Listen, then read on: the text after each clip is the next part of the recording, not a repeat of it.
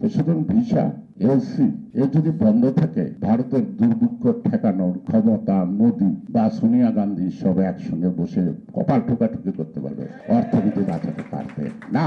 আজকে কলকাতায় মিছিল নামছে, এই যে ভারত ভিসা বন্ধ করছে, এটা স্বাধীন দেশ হিসেবে আমাদের আত্মসম্মানে লাগে, তাই না? কিন্তু ভারত যদি অনাধিকারের জন্য এই ভিসাটা বন্ধ রাখে, তাহলে ভারতে দুর্ভিক্ষ দেখা দিবে। এবং কলকাতা না, দিল্লি, কেরালা, ব্যাঙ্গালোর, যত জায়গায় চেন্নাই, সব জায়গায় ধর্মঘট হবে, ডাক্তাররা অনশন করবে।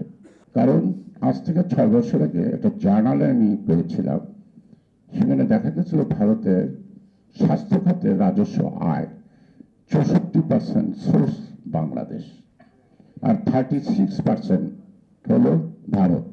যেখানে ভারতে 130-140 কোটি লোক, তার থেকে 36% আর্ন করে রাজস্ব, আর বাংলাদেশের 17 কোটি লোক থেকে তারা রাজস্ব আর্ন করে স্বাস্থ্য খাতে মাত্র 64%।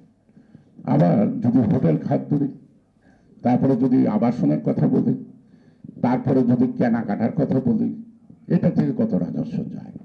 কারণ আমরা we are very much choosy, আমরা ধার করে ঘি খাই, আমরা প্রয়োজনে কাপড় কিনি না, নতুন কাপড় দেখলে কিনি। তো সেই কারণে চিকিৎসা শেষে, যাই বোর জন্য হোক, মেয়ের জন্য হোক, নিজের জন্য হোক, কিছু না কিছু না কিনে ঢাকায় আসি না। তো সেই ক্ষেত্রে যে বাণিজ্য ঘাটতি মোর দেন 90% ভারতের সাথে। আমরা তো ইলিশ মাছ পাঠাই, পাই কত? আর তারা তো সবই পাঠায়, সুতরাং তারা নেয় কত? তো সুতরাং ভিসা এলসি যদি বন্ধ থাকে, ভারতের দুর্ভিক্ষ ঠেকানোর ক্ষমতা মোদি বা সোনিয়া গান্ধী সব একসঙ্গে বসে কপাল ঠোকাঠুকি করতে পারবে, অর্থনীতি বাঁচাতে পারবে না।